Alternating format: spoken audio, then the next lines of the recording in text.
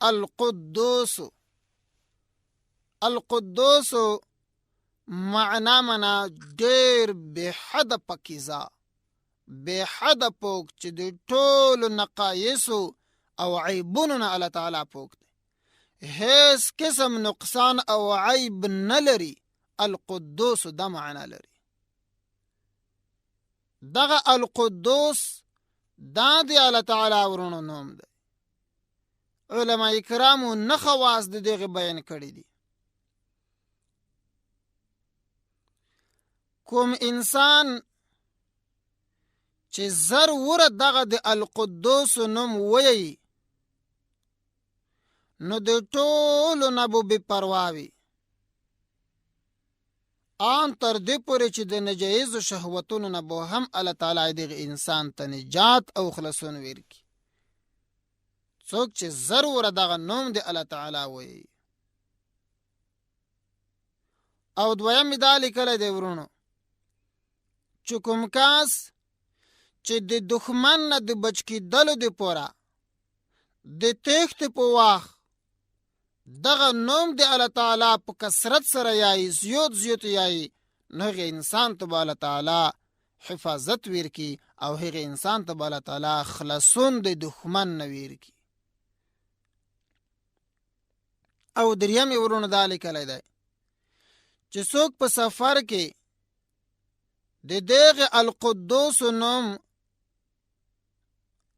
په همیشولي سره دغه نوم یایي په سفر کې، هغه به نه ستړی کېږي.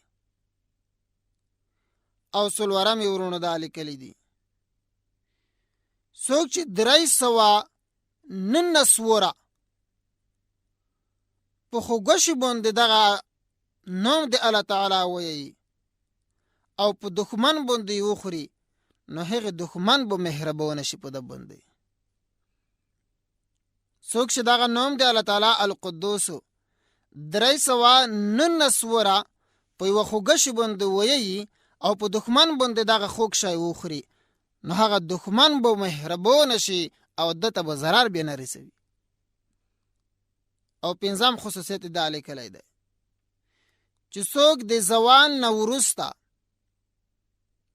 یعنی د مسپښین په وخت 100 دغه مبارک نوم وایي نو د هغې زړه به روښانه وي او د روحاني مریضیو به الله تعالی دغه انسان پوښ کړي، روح به د هر وخت خشول وي. او شپږم دا چې څوک 40 ورځې په تنهایی کې ضرور دغه نوم مبارک د الله تعالی وایي نو د هغې مقصد به پوره شي او په دنیا کې به د دغه قوت تاثیر ښکاره شي.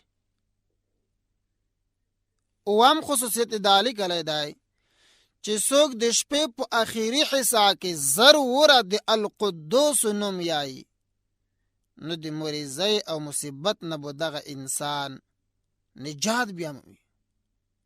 که په دغه انسان په کوم مصیبت باندې مبتلا وي، کومه مریضۍ باندې مبتلا وي، الله تعالی به هغه مریضي لري کړي، مصیبت به ترې نه لري کړي.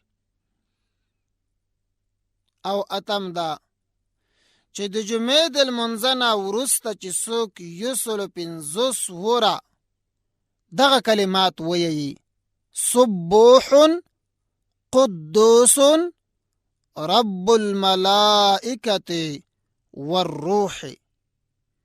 سبوح قدوس رب الملائکة والروح.